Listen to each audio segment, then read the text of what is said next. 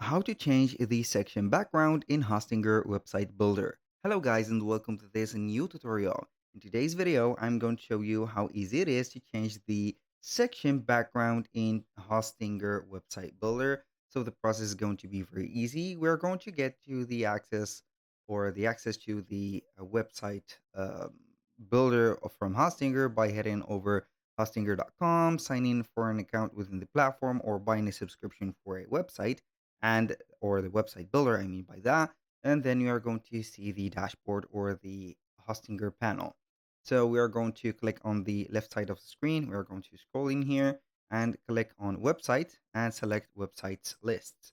So you are going to get the ownership of the website, or you can see the ownership of the website of yours, of course, and then you're going to select the website that you have in here. So basically, base yourself on that specific logo that you're going to see in here. Make sure that it is not going to be W, because other else it is going to be a WordPress website. So we are not going to modify or edit or add that option to a WordPress website. So we are going to click on edit website. So it is going to be opening up our website. So we are going to see the website. Now we are going to start by adding a section. So I'm going to scroll down a little bit until I see a free space so I can add a section. I think that section is going to be a plus, so we do not need it. This also. I am going to add a section by clicking on between two sections. Have this intersection that will allow us to add a section. Now, if you are going to use here a pre-made or created section, go ahead. It is going to be your choice. But in my case, I'm going to use it or set up the effect on a blank section. So we are going to get a clear beginning of that specific tutorial or this process. Now, how we can make this section not white just like the others?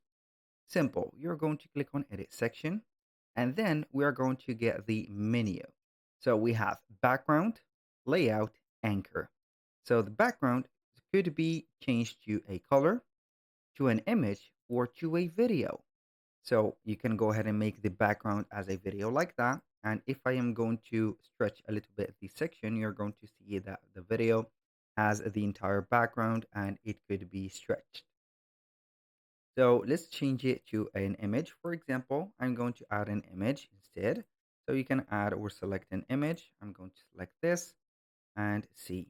As you can see, we have the image added. And if I stretch it, it is going to take all the background of the image or the section like that.